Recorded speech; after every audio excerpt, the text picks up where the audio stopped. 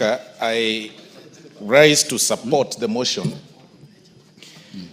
by the Honorable Faith Gitao on the expansion of major roads in the country to dual carriages. Honorable Speaker, the road issue or the road matter is actually a thorn in the flesh of many Kenyans, Honorable Speaker. That when you move around the world, those of us who have had the privilege to travel across the world, you'll agree with me that we are behind schedule in terms of the road network as a country, Honorable Speaker. But of importance, Honorable Speaker, is the proposal or the motion by the Honorable Faith Gitao that seeks, or rather that brings us to the attention of everybody, Honorable Speaker, about the expansion of these major roads. Honorable Speaker, when you look, or if you've had an opportunity to travel or to make your way or to drive or whichever way from Nairobi all the way to Nakuru, then all the way to Carriage, all through to that route, Honorable Speaker, you'll agree with me that over the weekends, that route is extremely busy. Very, very busy.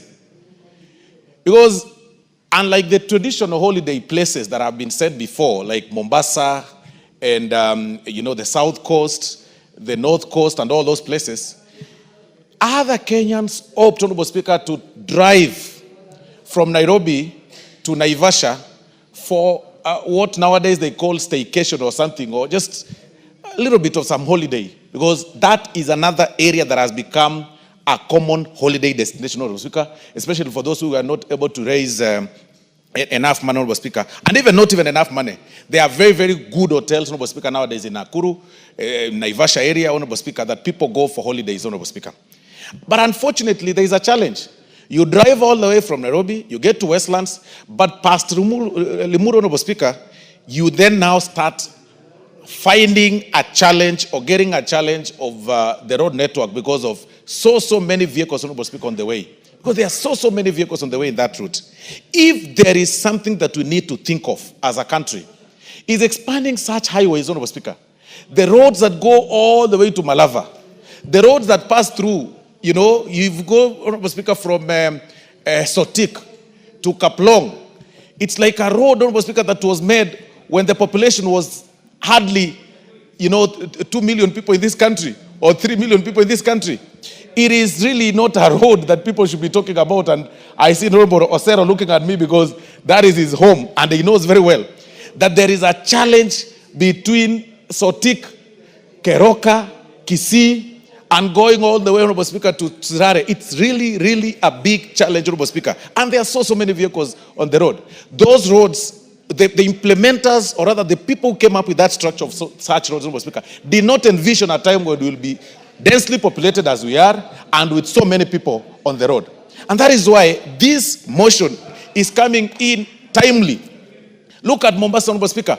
Not everybody is able to afford a flight to Mombasa. That immediately you get to Makutano at the junction of Machakos towards Mombasa, Honorable Speaker, the road becomes slimmer and slimmer.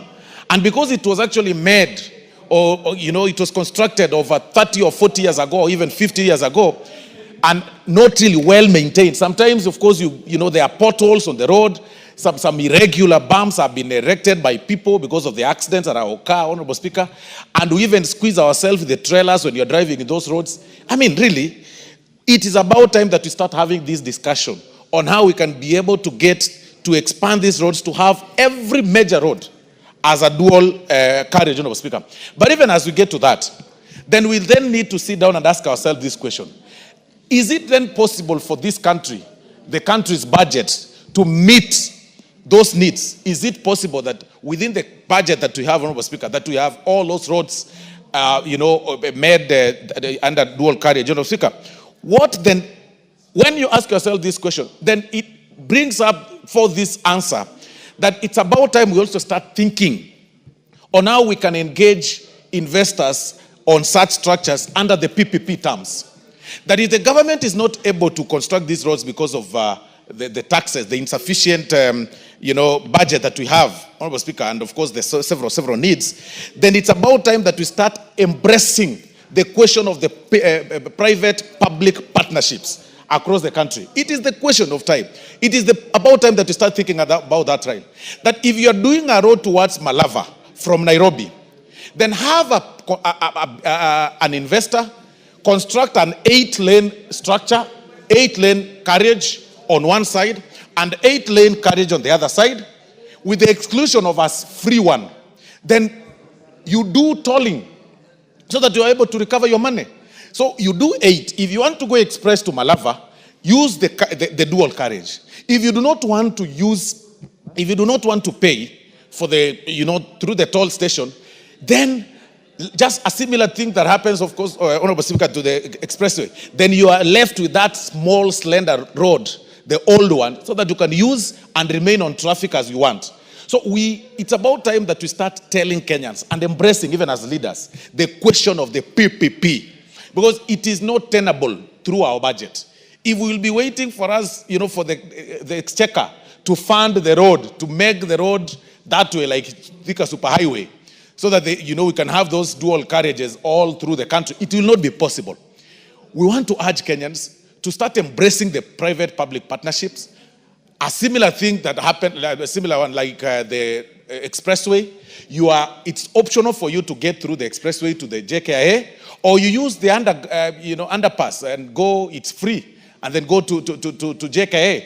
The difference is that one will save time, the other one will pay at a cost. So those are the things that we need to embrace, because it is timely. Looking at the city planning, looking at the country's planning, we are a little bit behind. I was engaging one of the colleagues, Honorable Speaker, when we visited Zambia the other day. You will notice, Honorable Speaker, that in Lusaka, even the city planning itself has envisioned a time where the country will have a population of 50 million or 60 million, because currently Zambia, although it's double in our size, Honorable Speaker, in terms of the landmass, their population is barely 20 million people. But looking at the city planning, the spaces they've left for those who cycle, the spaces they've left for those people who like walking along the road is very safe. But look at our country, Honorable Speaker. The cyclists, the people, the cyclists are riding their motorbikes and their bicycles just besides the vehicles, and besides those people who are doing jogging every day, and besides, of course, trailers, quite risky. And that is why, Honorable Speaker, we've got so many cases of hit and run. And I can tell you, as a legal practitioner, when I started practicing law, Honorable Speaker, the very first thing I started doing, Honorable Speaker, is going through the morgues, Honorable Speaker, for what we call ambulance chasing. And that's what most people who start practicing do whenever because it is common. People are dying on the road, Honorable Speaker, through hit and run. People are hit daily. And because of the nature of our laws, nowadays when you get a person hit by the roadside, Honorable Speaker, you can hardly stop and pick him, because when you take, even if he's, has some little pass left for him to be saved, you will fear, because when you take them to the hospital, you are asked, okay, so are you the one that hit this person? And the police will be after you. And that is why we are turning to be a country of each person for himself and God for us all. It's quite unfortunate.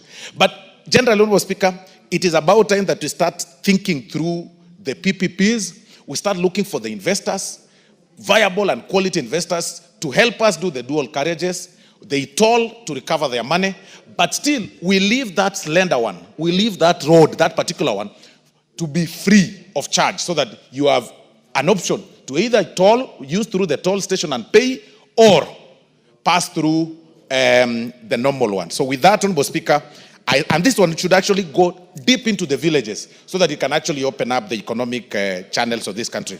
With those very many remarks, Honorable Speaker, I am very impressed by the Honorable Faith Gitau's motion, and I suggest that it just doesn't end in these structures of motion. We need to think through the public-private partnership, Honorable Speaker, in terms of, for us to engage, for us to be able to achieve this, because it is not possible to do this through the Exchequer.